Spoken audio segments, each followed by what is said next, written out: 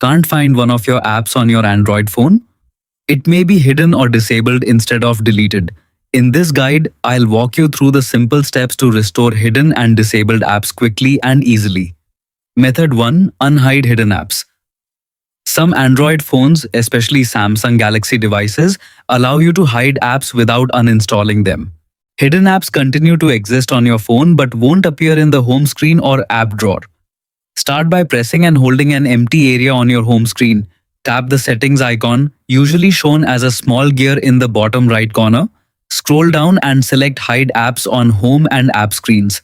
At the top of the page, you'll see a Hidden Apps section. If the app you're looking for appears there, simply tap the minus or the icon next to its name to remove it from the hidden list. Once you finish, tap Done to save the changes. The app will immediately return to your home screen or app drawer. Method 2. Enable disabled apps. Some built-in Android apps can be disabled instead of uninstalled. When an app is disabled, it stops running, disappears from the app drawer, and won't receive updates until it's enabled again. Open the Settings app on your phone and tap Apps.